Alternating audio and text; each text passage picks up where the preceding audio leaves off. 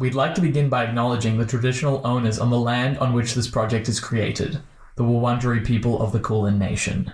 We'd also like to pay respects to their elders past, present, and emerging.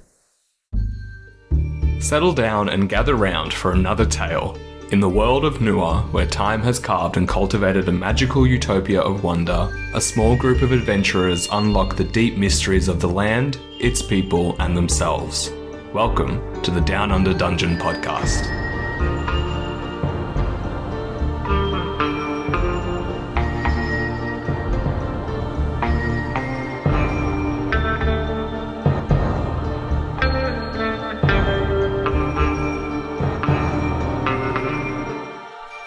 Notes for the 22nd day of summer. Optimal 30 minutes of sleep achieved to maximize reading time today. Last night's druid thing. Something wrong with Feng's magic? Rejection by the stone circle. Extremely old magic entangled, pulling at his lizard form. Fang's very upset. Don't know how to comfort? Probably not helpful to tell him the fundamental forces of nature are working against him. Feng made fire for some kids to atone. Regrouped with others at Four Eyes. Point of clarity and for further reference, Holly snores incredibly loud. Arcanite ritual. How do they manipulate energies of time and death? Forbidden study. Extremely dangerous. Strange language likely related to the practice's origins. Today, study chronomancy, Europium, Sidewinder Canyon. So little information on chronomancy. Frustrating. Much information, however, on semantic shift through translingual lexical appropriation experienced in nomadic desert communities. Rather than anything useful. Europium discovery briefs. Hazardous byproduct of ore extraction. Starlit conservatory involved in primary arcane examination and description of Europium. Powerful magical catalyst. Dean of conservatory. Suspect Arjuenevia's father. Explains a lot. Who would buy Europium? Extremely hazardous, experimental. Holly paper, need find. Arcanodynamics, arcane synthesis, may be useful. Really? So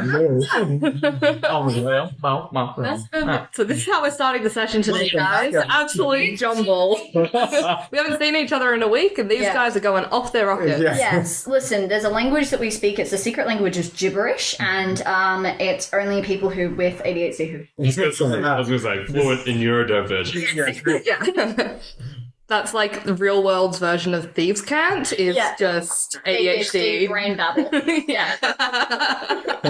Brain babble. You just say like this other day, for like our new D&D table at my house, when my friends were like, well, we were building it together, but I just at one point like realized that all three of my friends were like just stimming, like just like random sounds would come out while they're like screwing in pieces, and I just started videoing. It was so funny to watch back. It's so good. So we can tell that this is going to be a great episode. We're all so focused. We're all hyped up. Super focused. Okay, so let's get back into it. The last time we saw you all, you split up to try and tie up loose ends around the city. And so off you went. Qwig stayed behind to get some well-deserved research in after all of this walking and fighting. Mm-hmm. And after going to the Mantelope farm to pick up your beloved Cecilia from Arnold, Feng, Louis, and Lysandra split up to go and meet their appointments for the day. We really love splitting up. Like, I actually think we need to name our party after it. Swear to God. Probably. It's concerning at this point. It's almost every episode. It's getting to the point we do need to name ourselves, so we have to set ourselves the challenge. We need to name it. We're going to find something. Audience, if you have suggestions, comment on our Instagram. Yes. Give us something. We like to outsource our creativity here. Yes. Just a bit. Please help. We don't like making decisions, therefore... You make our NPCs, you name our party. Actually, I need the editing done. Can anyone do that? Yeah, and got some time. No, guys, this is one step removed from AI. We can't. Anyone want to make some music? Yeah. The microphone response like, okay, editing podcast now. Sorry. Playing Qwig's theme. So, Feng, meandering up the narrow streets carved into the face of the gorge, you follow your intuition as you feel the eternal flame come closer and closer to you. Oh no. You traverse up these goat tracks, peering into small alcoves of dwellings, elaborate fungal balcony gardens, and small terraces. Towards the top of the gorge, you arrive at a nondescript section of the rock face. You notice a large crevice from which coloured smoke is slowly furling from. What does it smell like? You are barraged with the smell of incense, herbs, and charcoal. Feng probably takes a big huff in, deep breath, getting all of those different scents, trying to get them to calm his body. His heart's probably like beating in his throat. He's almost just like toying with the crazy idea of like summoning Promi and just walking in there, but not that he actually would do that. More just as like a defense mechanism because he's worried that he's going to get like berated or something, and then tries to get the courage and walk on in. Passing through the crevice into a narrow, chiseled walkway, you see intricate artwork painted in vibrant pigments and ochres. As a druid of the Circle of Wildfire, you know that these paintings tell of the story of the Wildfire Druids, the first phoenix who gifted them fire, and the use of fire to tame the wilds and bring life and longevity to the races of Nua, the instances of destruction it has wrought, giving way to new life. Give me a perception check as you move through this space. Yeah, sure thing. I would also love to know like how different it is from the other circle. Like this is obviously the first time I'm seeing the one here in Lallodrud, and like, you know, they've just set it up, so what's it like here? Nice. Was that a perception check? Yeah. That's a 22. So the compound back in Hermitage is the central place for your order. It is a small town essentially. Yeah. This is far more makeshift and almost like, you know, when you go to those really old Christian churches or Muslim churches where it is very basic, but in that basicness there is a sense of hallowedness and sacrosanctness to this space. Yeah. It seems that they've only really got the bare necessities here, but it is still familiar in the tone. As you emerge into the central hearth, several acolytes or sparks of the eternal flame tend to their duties. Each and every one paying homage to the roiling, multicoloured, crackling flame in the centre. The fire burns with radiant heat and comfort, both unnerving and soothing as the undulating colours shoot light into every crevice of the room. Around the flame, you see one of the acolytes is using a candle crackling with the eternal flame to light dozens of wicks dotted up against the wall on the left. Small cups angled over the wicks are topped up with perfumed oils. Every so often, the acolyte takes the cups and scrapes the soot into a small container with intricate labels. Another human has brought a large urn of water, presumably from the lagoon, and is mashing a large basin of mud with his feet. You see he has already begun the construction of what appears to be a small kiln. Sick. And then the other apprentice is in the far corner. A small alchemical station has been erected. There is an elven woman that sits behind it, and she seems to be using tinctures and solutions, using heat and cooling methods to alternate the colours of liquid. Once satisfied with the hue, the elf begins to take long, white strands of material, dyeing them in the liquid, and hanging them from makeshift rafters. Which of these would you like to approach?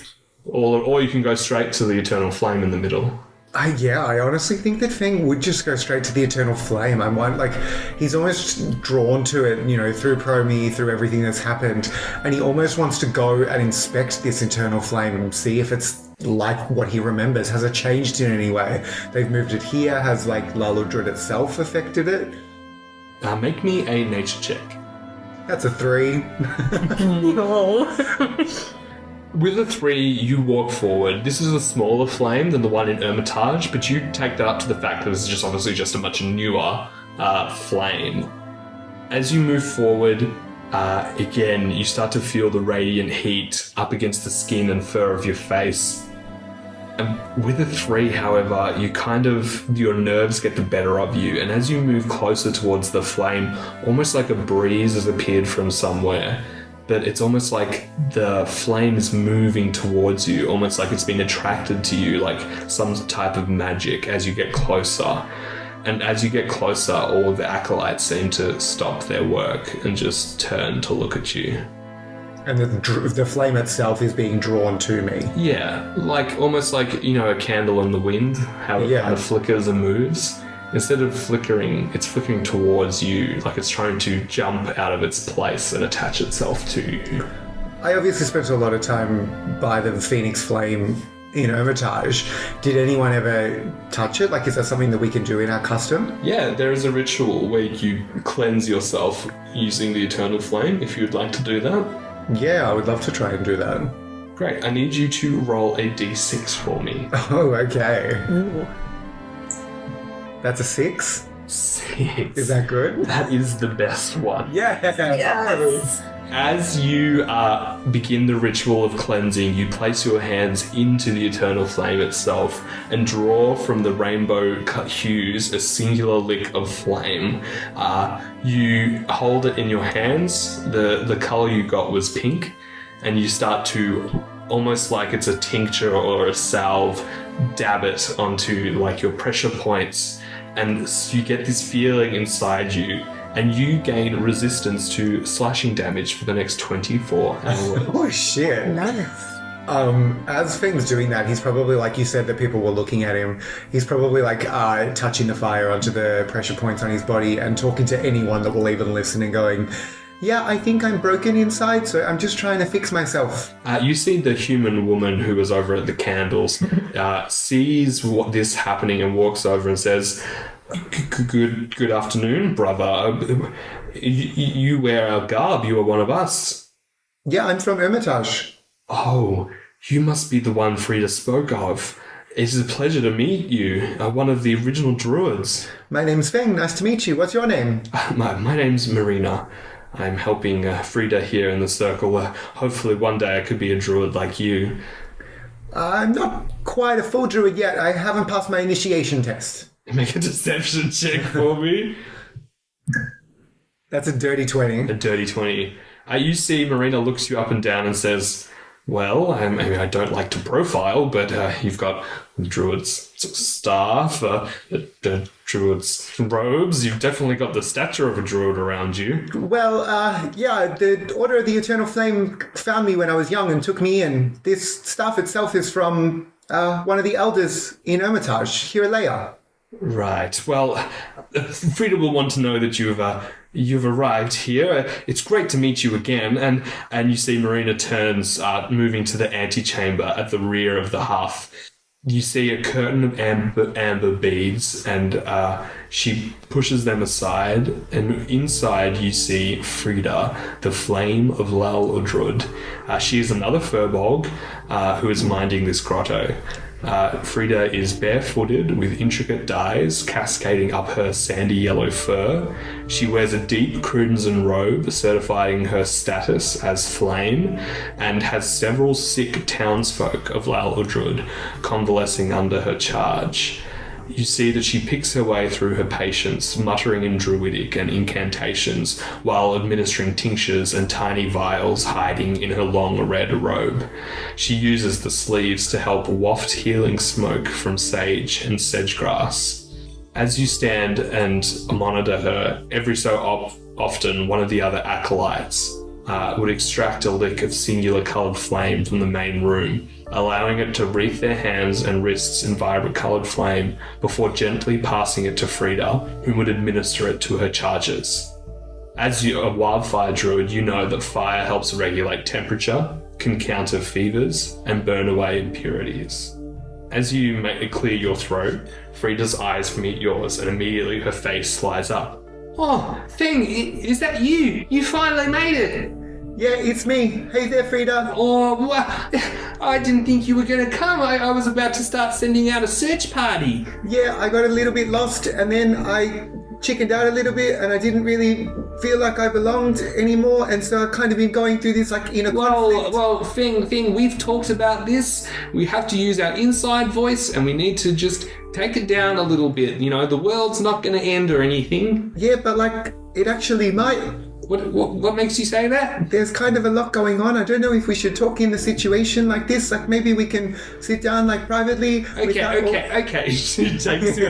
You see she puts a massive paw on Feng's back and leads you back through the amber curtain into the main hearth where it's just the acolytes and Frida. And you see she turns to you and says, well, look, we can talk here. You're welcome to stay here and just calm down for a few days. You can help me with my patients, but what's happened?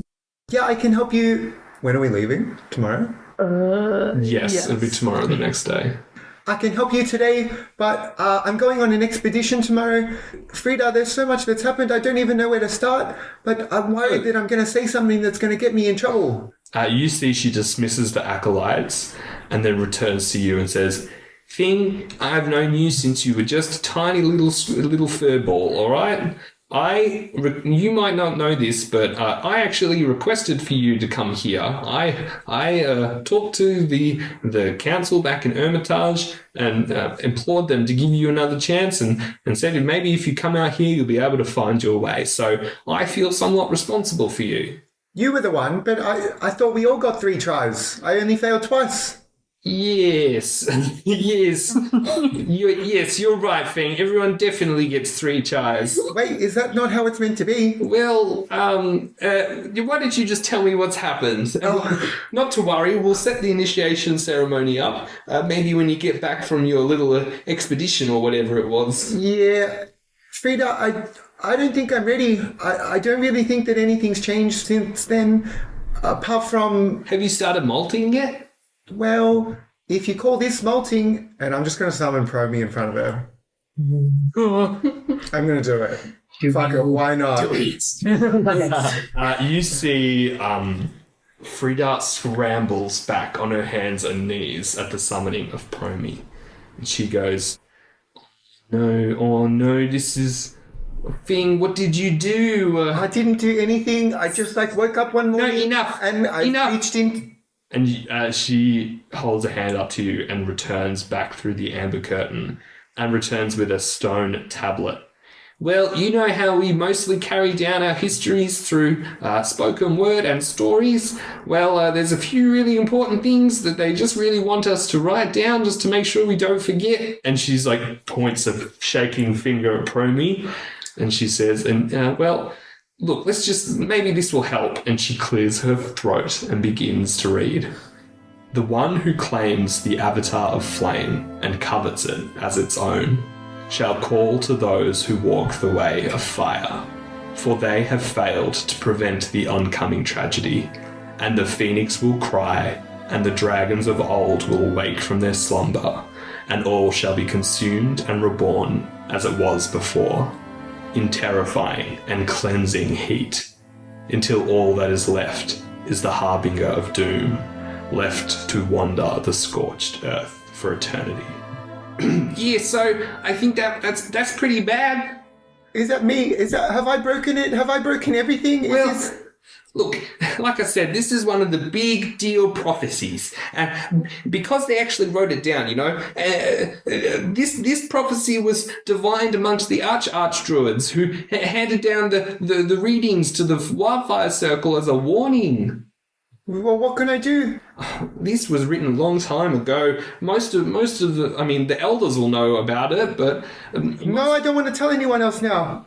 Well... What do you want me to tell the Elder Circle then? I can delay you a few weeks at best if you need some time to process this, but they will want to see you eventually. Well, this has to happen for a reason. I can't be some harbinger of doom for no reason. The last remaining member of the Archdruids is Merle.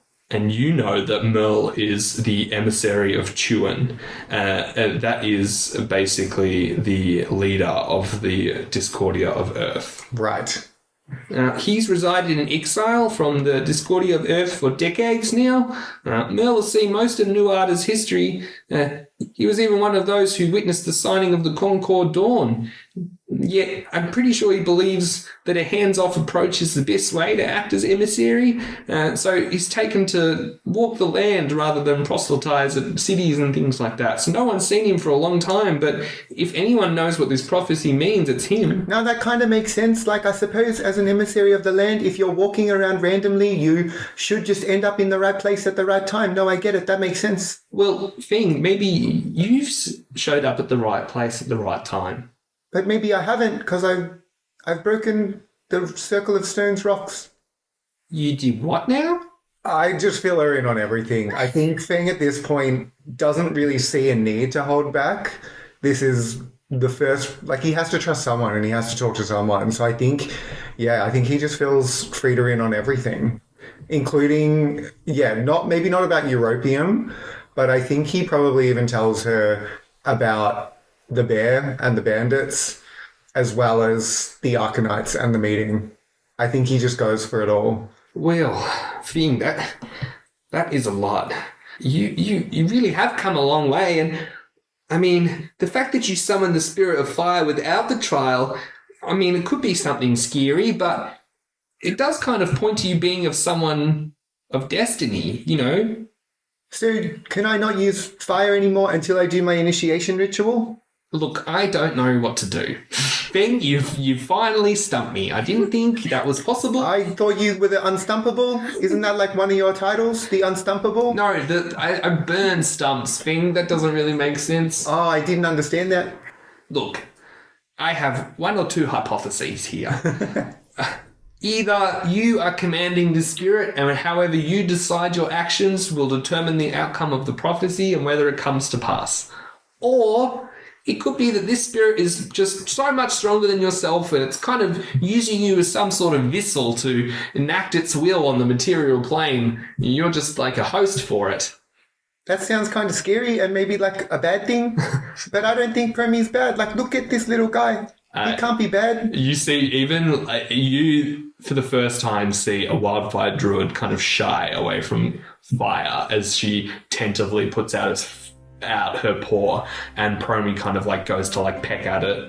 Oh, Feng, this might be bad news, but I'll be able to help you if I can. And she returns back to the antechamber, and you hear a rustling and clamoring around, and she returns back with what appears to be an empty, dusty, black iron lantern.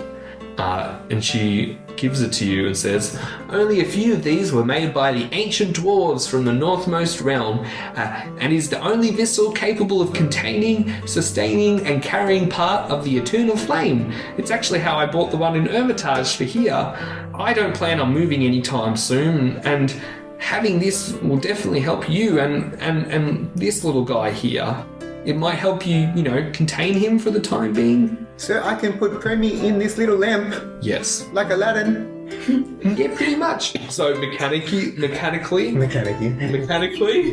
this lantern allows Premi to be used as a light source without needing to worry about the fire. Closing the vents on the lantern will also magically ensure that the light cast from that lantern is only visible to the holder of the lantern and creatures who you choose in range of 25 feet. Oh, that's Stealth land. Yeah, that's so cool. That's awesome. Yeah, so this is pretty much the only thing that can kind of contain the eternal flame. So, I don't know, it seems right that maybe you should have it if you're carrying around a phoenix. Yeah, maybe you're right. Thank you so much. I can only try my best, I suppose, and, on this expedition, maybe things will become clear, and I can come back and just do my test and everything will return to normal. Feng, I think we're way past initiation test at this point. Yeah, I agree. I just didn't want to say that. Like, am I already a druid because I've got my flame now? Like, is that how that works? Well, Feng, I've always considered you a druid, but I'm not really sure how the council's going to feel about this. They'll will want to see you eventually. here's what. Look, I can buy you a couple of weeks at best. I can send some really vague sending spells that they're probably going to have to ask clarification for. So I can probably buy you a week of free time, but then I'm going to need an answer from you as to what you're going to do. Because I can tell you right now, they're going to want to get you right back to Hermitage so they can, I don't know, conduct some tests. Or you could go searching for this Merle and see what he thinks about all this prophecy. Yeah, I think I'm going to go searching for Mill. Right, well, I'm not sure if the council will really like that. They don't need to know, do they? Are you asking me to lie for you, Feng? No, I'm just asking you not to tell the truth. Oh my God. Go Feng. Make a persuasion check. 9. Feng, I want to, but come on, I do everything I can to help you, but I can't turn my back on the council. They've given me everything here. I have so much responsibility now, and I can't really just let an omen of death and destruction walk out of here with no consequence. No, that makes sense. I understand you need to do your job, and I understand if you need to tell them what's going on. But they took me in when I was young and taught me a very specific way and a very certain thing to live by. And if I don't follow Promi and the signs that I've been given, I'm not doing the things that I was taught. And I'm not doing the things that was asked of me when I was told to go out and learn more before taking my test again. So if they try to bring me back before my time is ready, then they're just lying to themselves and doing what they said they didn't want me to do. So that doesn't make sense. So I'm going to do this my way. Feng, that's great. You should remember that to say to them when you see them next. I've already forgotten what I said. And we will cut away from the circle of wildfire. Moving just up slightly in the city, we move to the Hollowed Keep. A small haze from the city lingers as you make your way up to the Hollowed Keep. It dusts the plants and surfaces in a fine talcum-like powder. Traders and carts begin opening their tent canvases and erecting shaded stands for their discourse for the day. As you climb the goat tracks of the city all the way into their zenith, you arrive at a grand crag of stone, jutting defiantly into the sky. Within the structure, you notice many familiar carved niches of windows, yet rather than being arrow holes, these are bedecked with long trails of silken flags, fluttering in the dry breeze. Several smaller structures made from mud brick and stone form the administrative body at the base of the building. You see the Commandant's office, representing a large jail with an administrative antechamber at the front, and a smaller building to the side bearing the crest of Lal or Drud, and likely an administrative building. Again, 2 hulking guards bedeck the entry to the Hollowed Keep, and traffic is minimal except from the occasional deputy, each sporting a curved blade or scimitar, as well as a bronze half-sun emblazoned on their chest. What would you like to do? I think facing a structure of this kind of like power and intimidation for the first time in pretty much since she left Hermitage, I think she just kind of like gets a little bit smaller, leans on her stick a little bit more, kind of makes herself sort of, I mean, if she was recognized immediately by the Commandant, she wants to kind of like maybe not have that much focus on her, and is just kind of gonna make her way up to the guards and just say, hi, I was told I had an appointment. You see both the guards glower at you and wordlessly point to the administrative building next to the Commandant's office. Okay, thank you. Have a nice day. As you enter the administrative building, you see a small, twitchy satyr sitting behind a desk. And he kind of jumps to attention as you walk in. Good evening, ma'am. Ma'am. I didn't say man. Ma'am. Good evening, ma'am. Oh, not even good evening. It's good day. And he falls off his stool. And oh, sweet thing. Hey, it's okay. Take a breath. Right. Take a breath. Hi. Have a hard candy. Focus on that. Focus on the flavor. Bring yourself back. Okay. I can't eat unless I'm on my break. Okay, put it in your pocket for later then. It's gonna get sticky. I'll give it to you on my way out. Oh, thanks. Of course. I was told by the Commandant to come see you in terms of seeing Scruff. Y'all Scruff? Well, you see immediately at the mention of the Commandant's name, the satyr kind of buries his face into his ledgers, and he's like, well, the Jarl currently has a 2-week waiting period for private audiences.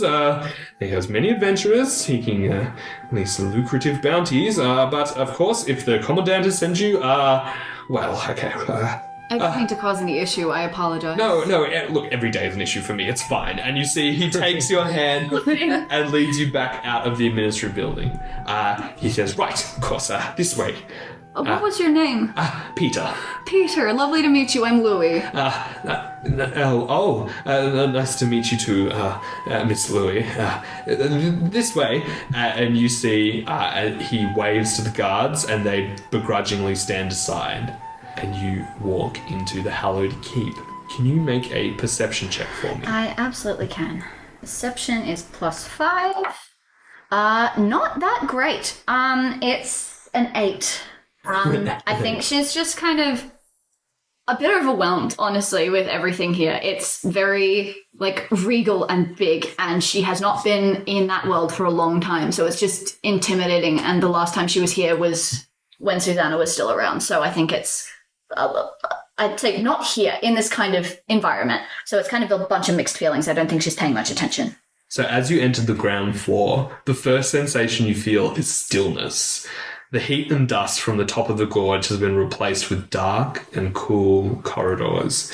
With that 8, you're not able to see much, but even in this carved spire of great sandstone, as you walk, every now and then you get a glimpse from iridescent lamps casting showering lights of lilac and periwinkle onto the intricate yet worn mosaic floor.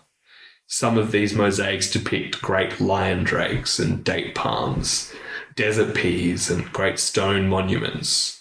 Along the walls, smaller holes have been carved at specific places and diameters, carrying stale air and drawing in fresh air. Attendants and perfumers dart about the tower, trailing incense and aromas of dried herbs in their wake. Carrying bronze trays of linens, scrolls, dried fruits, and flagons of precious water. Now and then you spot a foreign dignitary, or a head of some major merchant guild, lounging in an archway, or gossiping before large ornamental braziers. With that 8, you don't notice who's watching you, but you notice someone. A familiar face. An elven face. Looking miserable. Being under what appears to be armed guard. Oh. Arduinavir sits in a far corner, his left wrist dangling above his head as he is chained to one of the Jarl's deputies. Do you continue to follow Peter, or do you try and slip him? Can I just ask Peter, hey, do you know what he did? Yes. Who that man is? I know of him. I'm just wondering why he's being held. You're a friend of the Nightingales, then, yes? Well, I'd say a very brief acquaintance, but... Louis, remembering back to when she shattered Arduina's Yeah. Oh, well, it's a bit of a delicate matter here, actually.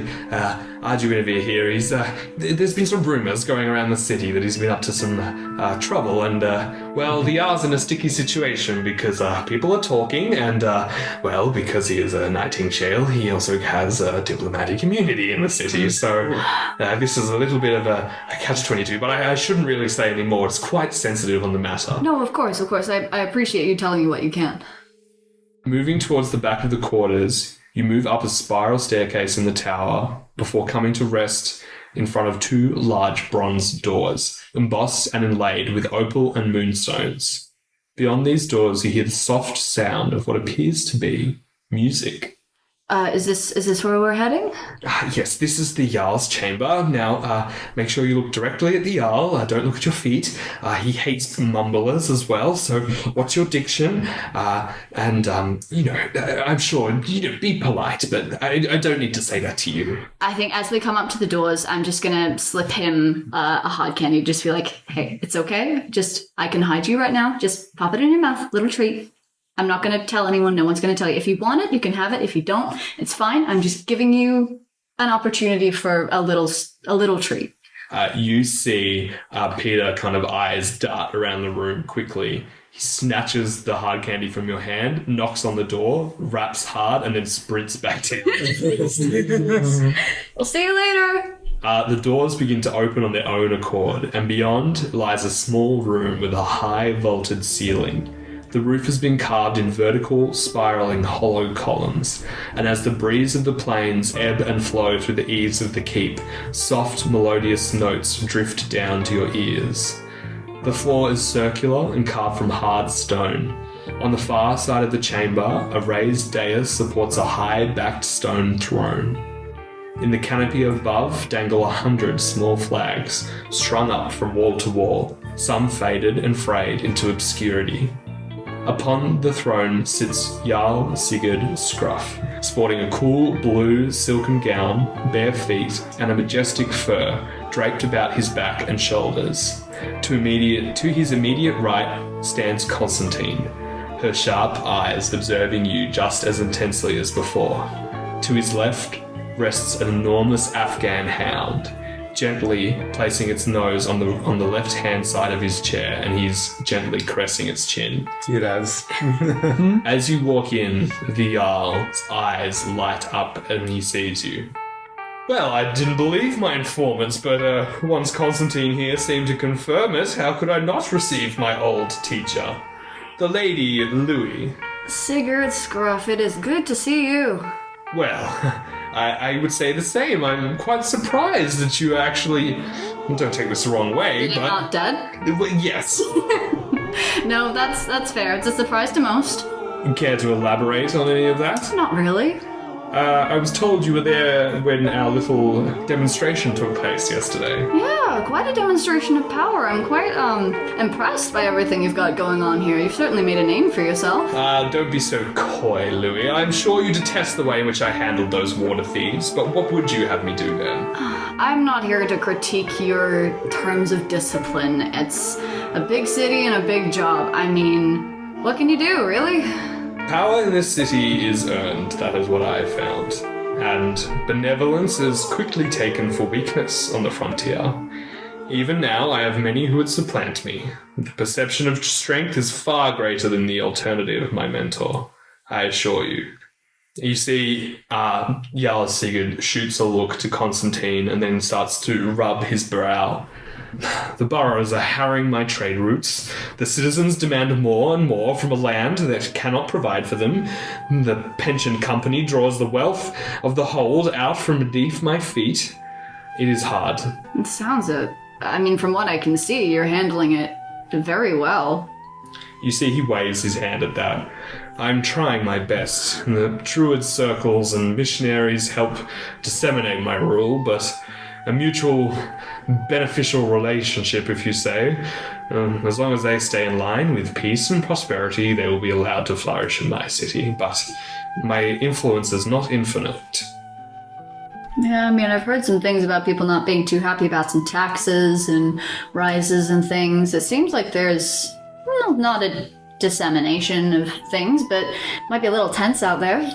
And now you see my predicament. I have to hold things together here, and no matter how many back doors I seem to open, I find it more and more difficult to enact my will on this city without it being traced back to me.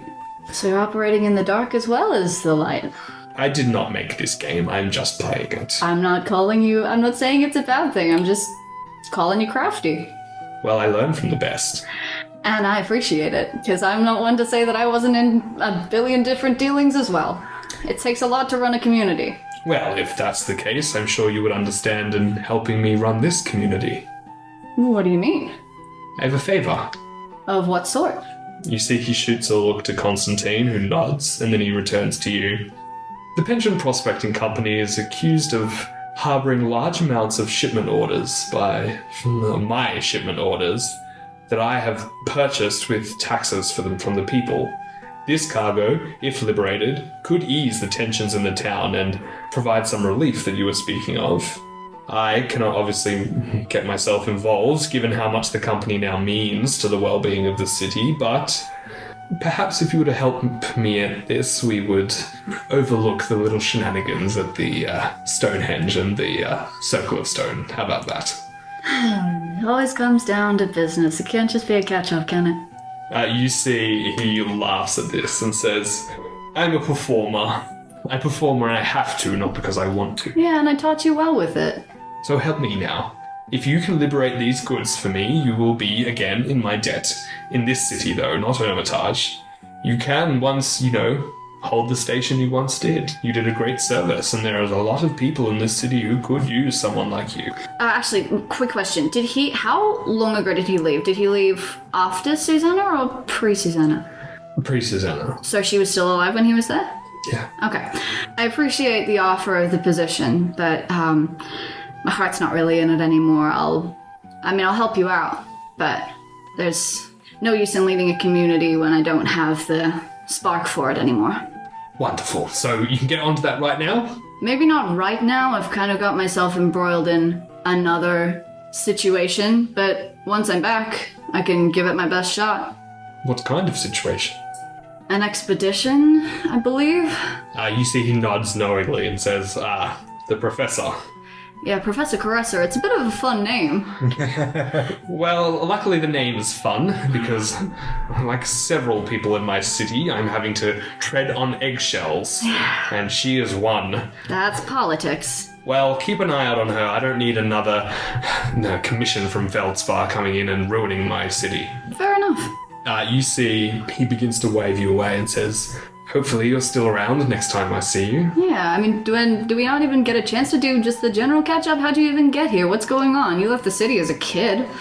You see, he smiles and looks down, and then looks back up and he says, it has been a lifetime since I've left Hermitage, and while you were content in nesting and staying there, I saw the world for what it was and for what you shielded it from me. And it is ugly, much uglier and not as pretty as you had said it was or how beautiful it could be. And the truth is, it's quite ugly out here, and whereas some bards may perform for the beauty of it, I perform to keep it all holding it together. I'm sorry if you feel betrayed by my actions at all. I never intended to make it a harsher world. Every child feels the sting of their parents' naivety, but their naivety in the sense to protect them or to provide what's best. I did not have parents, and you were the closest thing I had to one, but like I said, that was a lifetime ago. We could sit here and reminisce about the old days, but I feel like that is doing more of the same, just sticking our heads in the sand. That's fair. Well, you may be all grown up now, but I still see the little 10-year-old tucked inside. Allow yourself some joy every now and again, and I just give him like a little hard candy before I go. You see he smiles, he leaves the hard candy on the side rest and looks back to you and says, you just keep those opinions to yourself, okay? I don't need anyone else in this city knowing I have a soft side. I'm not going to tell anyone. You're a big, strong boy, and I'm very proud of you. And as you turn to leave, we move away from the keep. Back down Udrud Gorge towards the tent city. The throngs begin to undulate through the goat tracks and business districts until eventually, close to the Four Eyes outpost, we appear before Yellen's tent.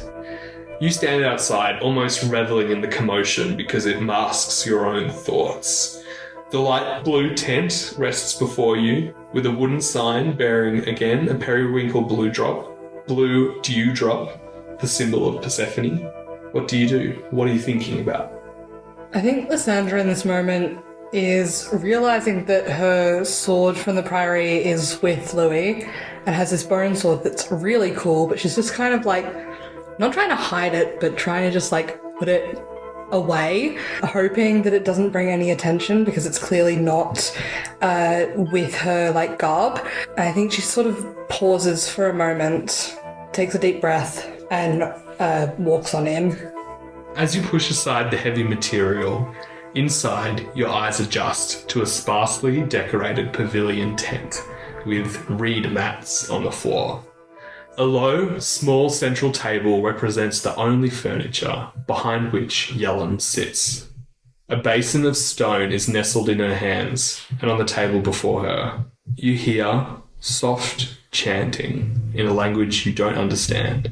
And as she speaks, you see drops of condensation beginning to materialize around the rim, slowly streaming into the bottom of the basin. As the chanting stops, Sister Yellen beckons her hand to one side, whereby a scrambling attendant and a familiar kobold face races to her side to scrape the water into a small glass vial. Stop it. Before retreating back to the dark corner of the tent. This bloody kobold. As Kukak retreats, I want you to make a perception check. Sure. That's a 14. As he retreats, you see emblazoned on his forehead the same periwinkle dewdrop tattooed upon his scales. Ah, Lysandra, what are you doing here? Hello, sister. I just thought I would come and see. I mean, you've got yourself set up quite well. You thought you would come and see me? Yes. You see her eyes narrow for a moment. She says, "Do you know what, Lysandra? I say you have no idea why you're here.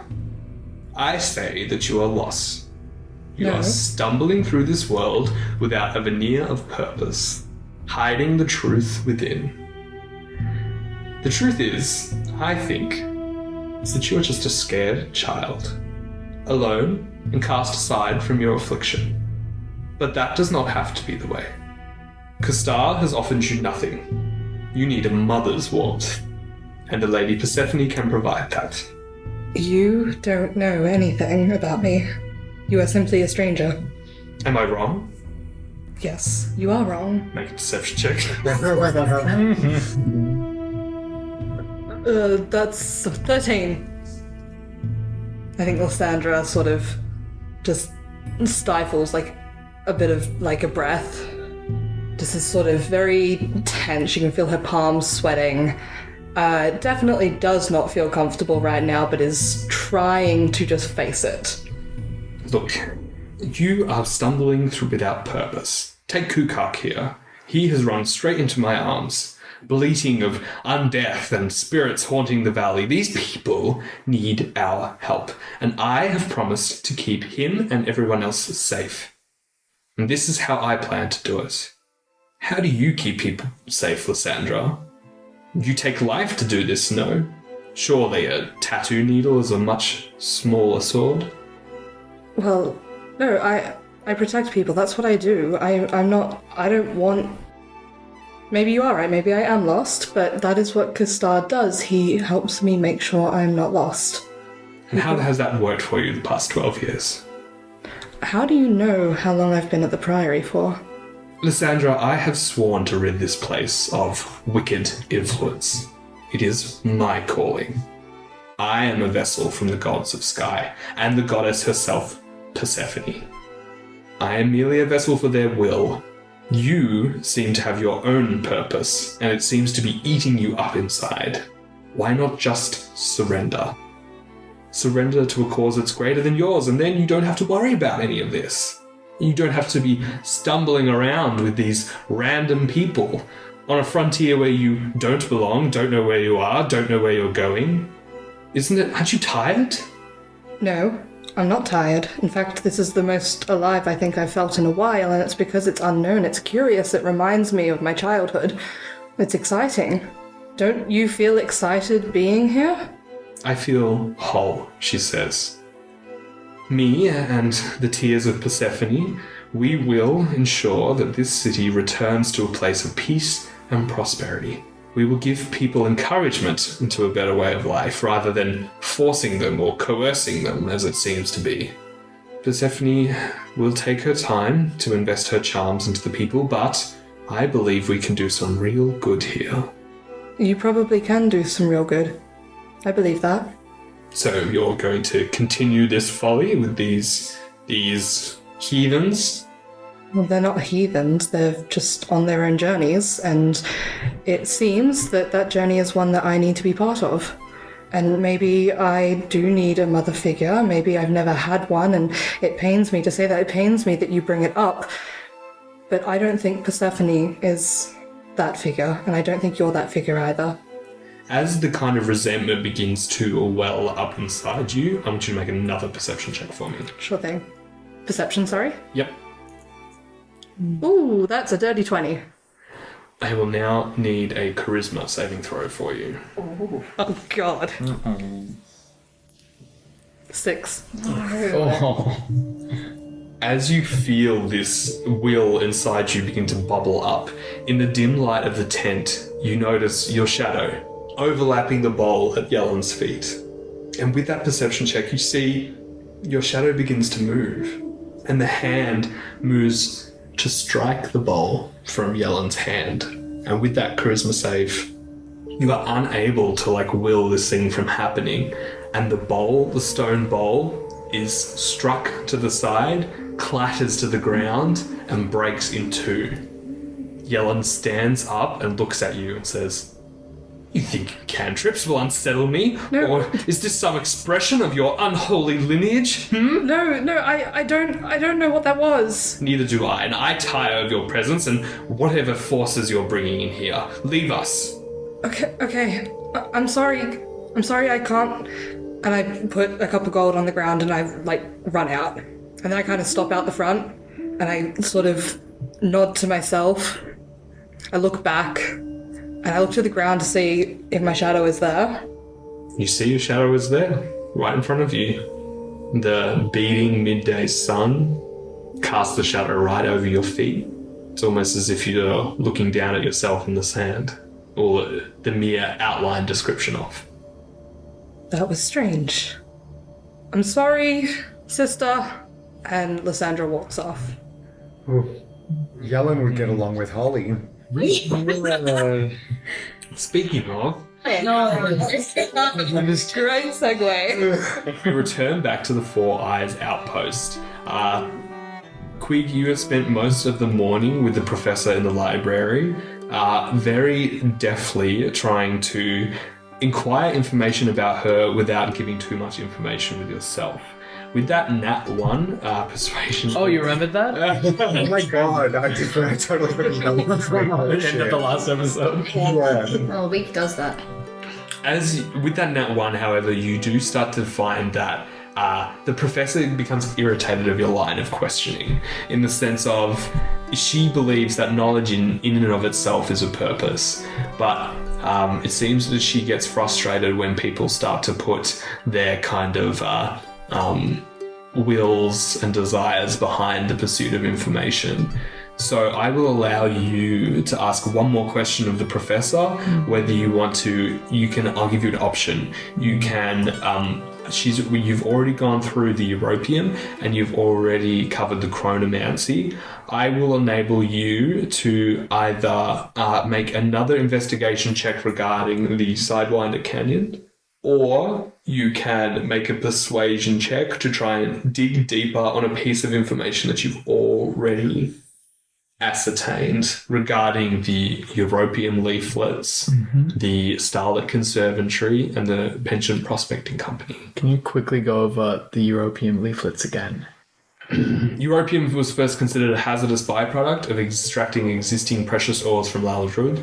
A high elf reconnaissance team from the Starlit Conservatory first disclosed the alternative use of the coined phrase Europium as an intense magical catalyst, increasing intensity and veracity of surrounding magical constructs.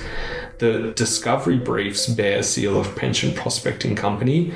After that, where several of the researchers from the Starlit Conservatory essentially were subsumed into the Prospecting Company. The Pension Prospecting Company labels Europium as a Category 1 hazardous material and experimental in its phase and development. As much as he had planned to look into the Sidewinder Canyon and be prepared for this expedition, I think he's too narrow-mindedly focused on the Europium because it's just so intriguing. I think Qwig would continue to ask about the Europium. I'll let you make another investigation check if you would like. Okay. Not good. That's a 10. You can't glean anything from the actual paper itself, but with a 10, I will say, you realise that all of these briefs carry the signature of the professor, indicating that she has received these briefs from these people. But you remember when you asked about them in the first place, that it was Holly that was the one that processed these briefs, not the professor. That's strange. Yeah. Hey, Professor. Hmm? Were you the one to receive these directly? No, as I mentioned, I'm pretty sure Holly processed those for me. She does a lot of my clerical and admin work. It just kind of frees things up so I can, really get stuck down on the things I need to get done for the day. Including signing for you? Well, I mean, it's not strictly protocol, but, if there's only two of us in here, we've just got to get information in and archived and sorted.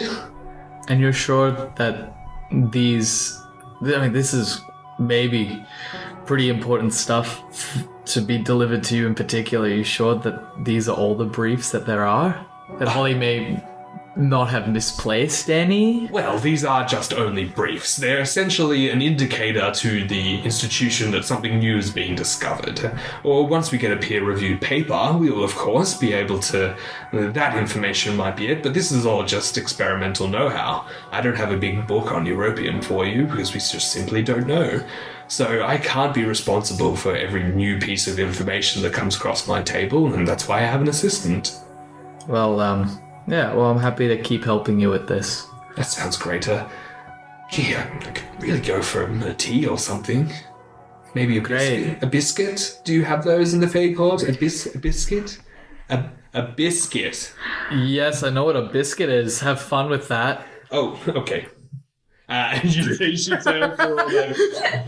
seems a bit deflated, having to maybe test the mentor-mentee relationship, and she's been highly chastised. Yeah. He's like, yeah, go have your tea, girl. As she brings herself in the back of the tent, I think Feng, you're looking at the shadows starting to lengthen. Oh, sorry, I said Feng. Yeah, I was like, wait, what? As the professor begins to busy herself at the back of the tent, you realise that the shadows are starting to lengthen and you need to make your way to the speakeasy to catch up with everyone else. Yeah. On my way. I'm like... I just have one last book. I'm like, I just need to finish this one page. I suppose you could take some things to, what do you want to specifically take to show the party for your research for the day? I think Qwig will take those briefs. She's not watching them. Make a sleight of hand check. Come on, Qwig. Will do. With advantage, she's getting a cup of tea. Yeah. Low. Should I die? So with advantage. That's so funny. I've rolled 2 5s up to a 7. 7. Oh god. Into my satchel. No, it does not go into your satchel. As you start to move out of the room, you start to shove some of the scrolls into your bag, and as you turn to move out of the doorway, you see Holly standing there. Oh no. She goes, "Oh, Qwig. Good day. You are heading somewhere?" Yeah, it's tea time. Tea and biscuits.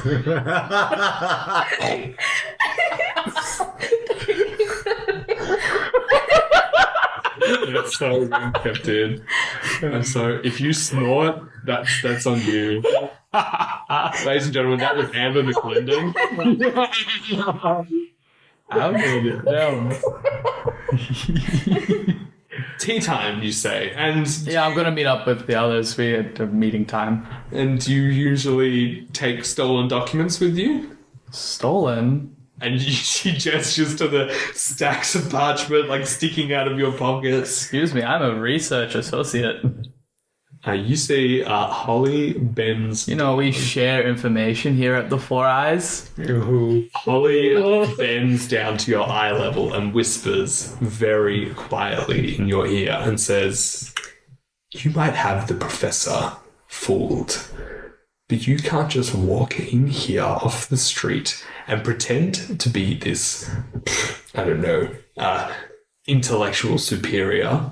You, my friend, are nothing but a crazy little outsider who has no idea what he's getting himself into. Now hand over those papers, and you see she kind of looks up at the ceiling, thinking of an appropriate threat, and says, I'll spill your ink pots into your bag. I'm gonna cast invisibility and leave. I'm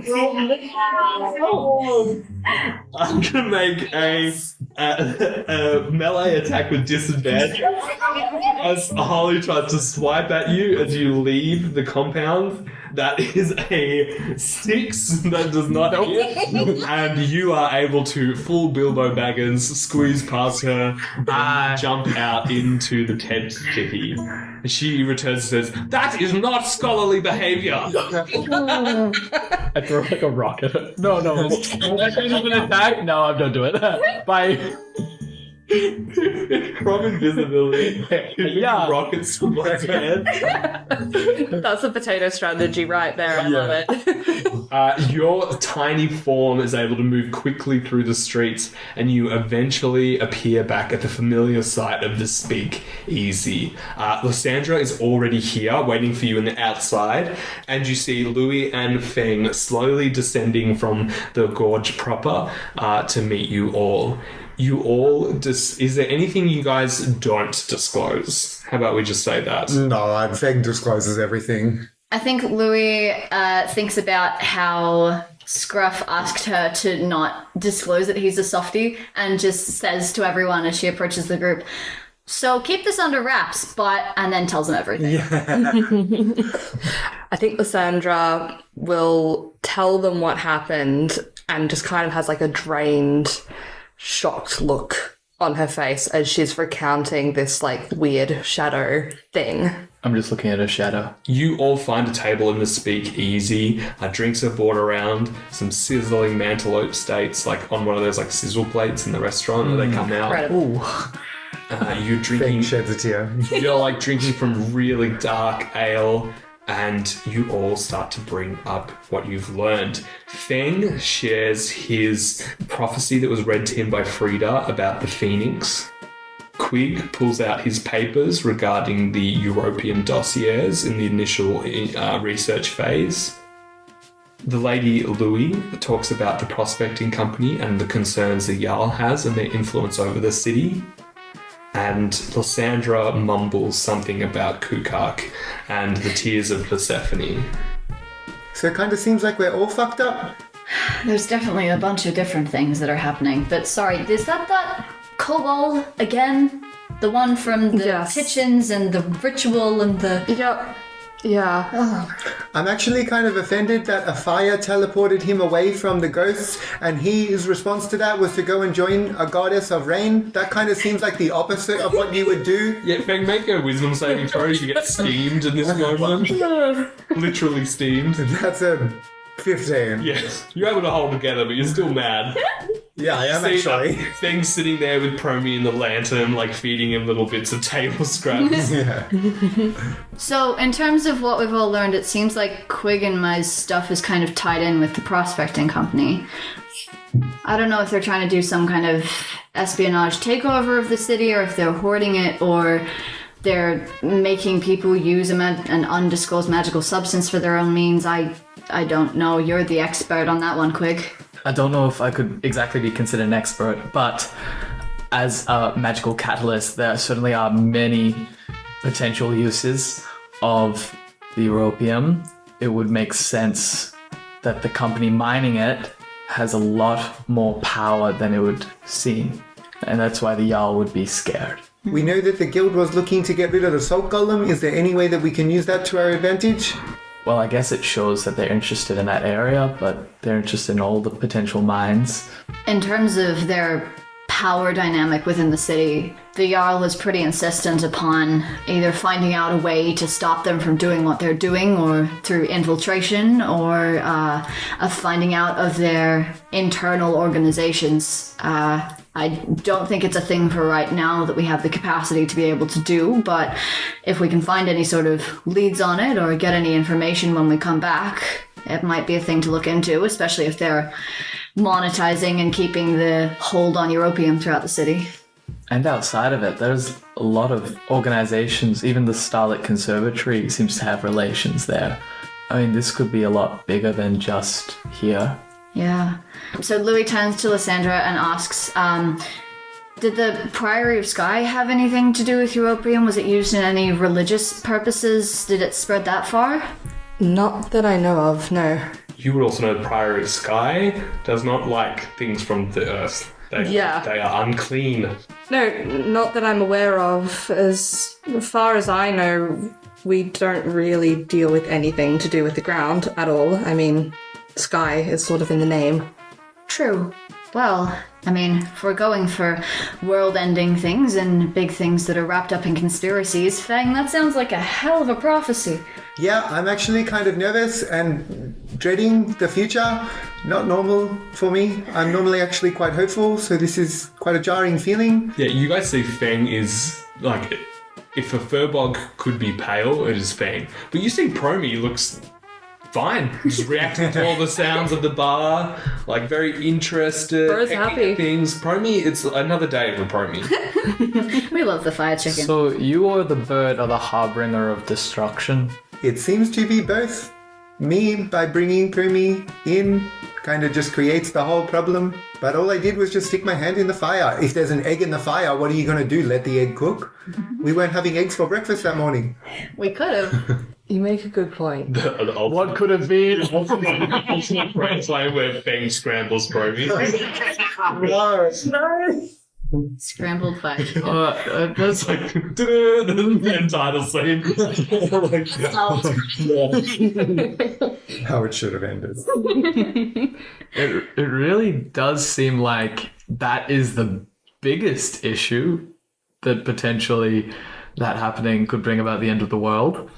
I have no idea what we right now as a group should do about that. Well, I have to go and find someone named Mel, so hopefully I'll get more answers from that. And maybe he'll just somehow be at this place we're going, like, super randomly. Oh, and have some europium? Maybe, and also, like, answers for Lysandra and answers for Louis. Hopefully. Maybe he's also planning to take down the Pension Prospecting Guild. It could just all turn out... I think all roads lead to Merle. Yeah. Turtle's all the way down with the turtle. Hi, my name is Mel. We're like, thank you. We'll give Merle a hug. We start a religion in Mel's name. He's already got one, actually. He literally has a religion. Oh, yeah, I should have told you Mel is like a really, really old tortoise. Oh, like a sentient tortoise? Like a turtle or an actual tortoise? Yeah, like a sentient turtle. Is that not normal? It's not common at all, really. I've only met maybe one in my life. Damn, we're going to have to talk to a lot of turtles to find Mel. As you all finish, again, you slept in that morning, so you go late into the night again. Probably not great, considering you start your journey the next morning. As you all begin to leave, you thank the proprietor of the speakeasy. And as you leave, Lysandra, one last perception check, please. Sure. At 10. As a 10, you all start to walk back to the Four Eyes outpost. Qwig is supporting Feng, who drank way too much and is kind of like stumbling around. So precarious. He's like over me. Absolutely. Like a toddler trying to sustain up his like a toddler trying to hold up his drunk uncle. He's also probably an emotional drunk as well, like crying on the way back, like, I'm a harbinger of doom and I'm gonna kill everyone. Quiet harbinger of doom. Every single one of his tears as it hits the ground. And Lysandra, as you're all kind of like shepherding the group back, trying to keep them all in, again, out of the corner of your eye, resting at the corner of one of the tents, you see a familiar black owl staring intently at you and then flying off over the Udrud Gorge.